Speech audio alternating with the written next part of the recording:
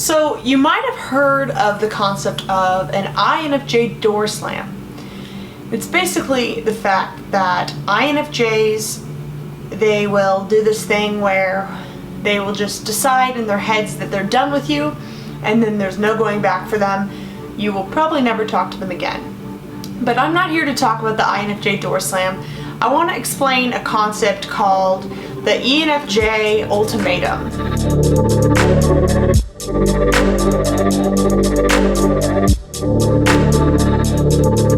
So this is kind of like the extroverted equivalent of the INFJ door slam, and it's something that ENFJs do a lot, and this might make ENFJs seem really manipulative. And if an ENFJ has ever pulled an ultimatum on you, it probably seemed pretty manipulative, but let me explain what's going on in the inner workings of an ENFJ when they give you an ultimatum. So, similarly to INFJs, ENFJs really want to give people the benefit of the doubt, but we're also very sensitive and aware of our feelings, and so if somebody is not necessarily acting in the best character or doing something that hurts us time and time again, an NFJ will begin to think, you know what, it's beginning to be like my problem and my responsibility that this person keeps hurting me. I need to figure out what to do about it, because I can't just keep someone in my life who's going to continue to hurt me. Now, an ENFJ might be more likely to address the problem head on as soon as possible, whereas an INFJ might silently wait it out and be patient and continue to give the person the benefit of the doubt. But either way, both NFJ types are going to sort of go back and forth between giving the benefit of the doubt and getting upset, and it's just sort of a cycle that happens. So the whole idea of the INFJ door slam is what happens is that someone crosses the line and the straw has broken the camel's back, and the INFJ is fed up, and they might address it. They might say, like, we're not friends anymore, or they might break up with the person, or they might just silently never talk to you again because you are dead to them now. In their brain, you are dead to them. And this might come as a shock, especially since INFJs seem to be so sweet and unassuming and all those things. Yeah, you probably shouldn't piss them off, just saying. And same with an ENFJ. I think that both NFJ types, sometimes people take advantage of their kindness, and NFJs sometimes don't know how to set their boundaries clear so that people know, like, what's okay and what's not okay, because we're almost always like open books, just giving out our love to people. Anyway, so the ENFJ ultimatum, when an ENFJ gives you an ultimatum, they're thinking, okay, I want to continue to give this person the benefit of the doubt, but this behavior that they are doing is unacceptable to me and my values. Therefore, they're either going to stop doing that behavior or be out of my life.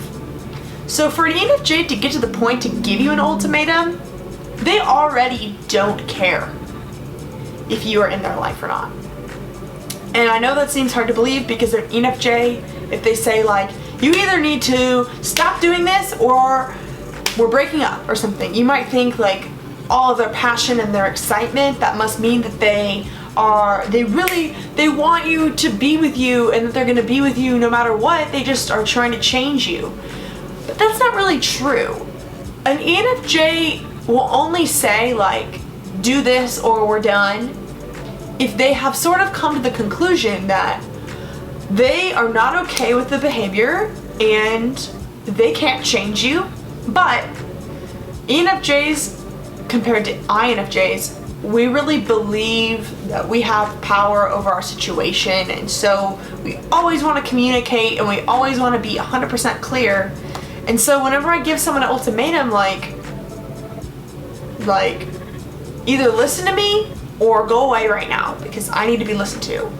That's not like demanding them to listen.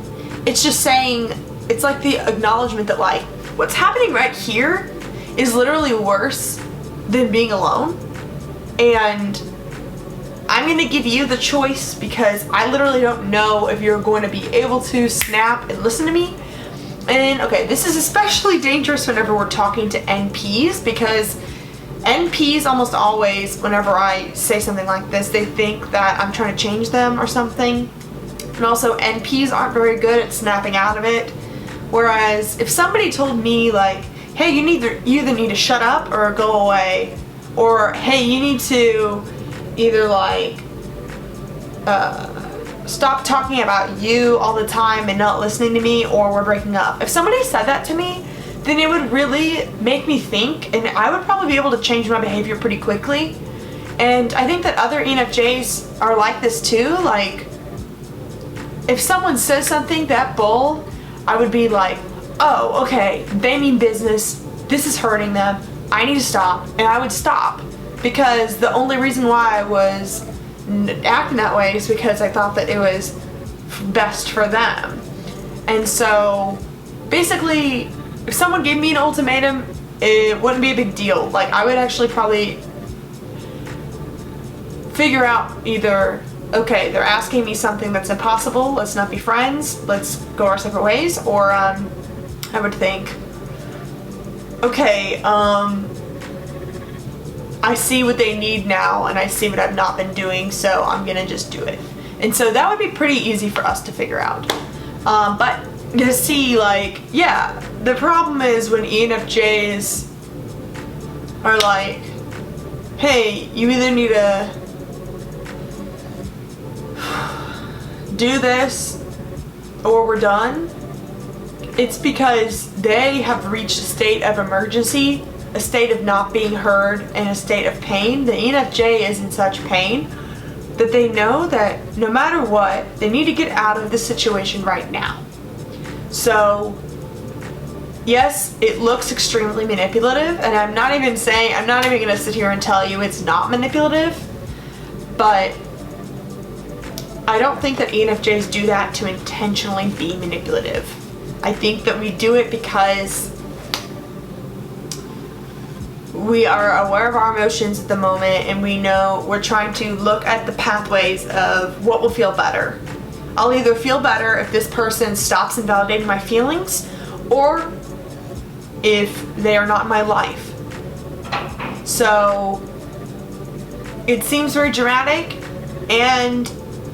but the thing is that ENFJs are quite similar to an INFJ in the sense that once they've closed that door, then you're basically dead to them. Like, I say that and it does feel a little harsh, because I do think that an INFJ will probably, if they used to care about someone, then that person will always have a piece of their heart.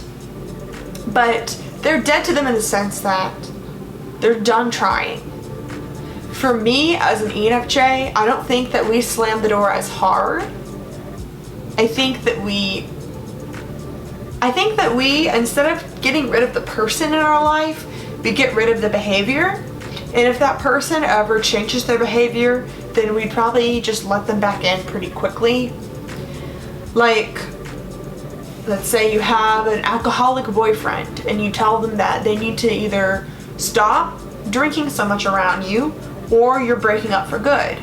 That would seem like it was really just trying to get them to stop drinking. And really, it's a recognition that an ENFJ does not want to be in a relationship with someone who's drinking, and so they're giving them the choice, and they are just getting the power off of them onto you. And but then, let's say they break up, they're done, and then that person gets over drinking and then like apologizes to them. The ENFJ would probably like think about it, because if the only reason why they broke up was because of the alcohol thing, then if the situation is different, then they might think differently. And there's also been times when certain friends I feel like I've outgrown and they've been kind of immature, and I will sort of INFJ style door slam them even without an ultimatum. Like, maybe I'll even think something in my head like, either they reach out for my birthday and say happy birthday, or they forget about me and we'll see what they do, and then I will decide like if I want to continue putting effort into them. Like I can like write someone off, and then like if they change their behavior, like very easily forgive them and take them back in. Because for me, it's never a personal thing, it's always a behavioral thing. I think that's a huge difference between extroverted feelers and introverted feelers, is that really I'm not really taking the behavior personally as much as like an INFP might. And an INFP might be like, oh my god, this person hates me, or oh my gosh, like I'm so hurt right now. But an ENFJ will view it as like, this character is unacceptable. This person is not loyal. This person is not a good friend. Or whatever they'll think. They'll make their own conclusion, and they'll say, this doesn't fit with what I want in my life. And they might not even know how to explain it that straightforward, but that is how it feels, because once they change the behavior, the reason why it's easy to accept them back is because they never had like a personal attachment or a personal feeling about the fact that they did that. They just didn't want the behavior. So yeah, it's like, oh, your behavior is affecting me, so it either needs to stop or I need to move and be away. So yeah, this is hopefully I was able to explain what the ENFJ ultimatum is. Comment below if you are an ENFJ and you do this, or if you have had an experience with an ENFJ where they've done this and you feel like, I don't know, like I feel like it's already a stereotype that people think that ENFJs are manipulative. I feel like a lot of times when I've done this to people, they've accused me of being manipulative. And I don't know, let me know what you think. Is it manipulative? I don't know, like, to me it seems better to say, hey, I feel like my emotions are not being validated. I don't want to be in an experience where they are invalidated, so we either need to figure this out and stop glossing over my emotions, or I need to not talk to you for a while. Like, it seems better to say that than to just disappear, because to me it seems like I'm at least expressing what the problem is. I know that INFJs, like the INFJ door slam, they probably feel less like they can control the other person and more like it'll do more harm than good to say at times. Maybe they think, oh, well, they aren't doing it on purpose, so why should I tell them? And they can figure it out for themselves or whatever. I don't know, but like, to me, I guess I think that communicating what the problem is will at least be me expressing it. It's at least better than nothing.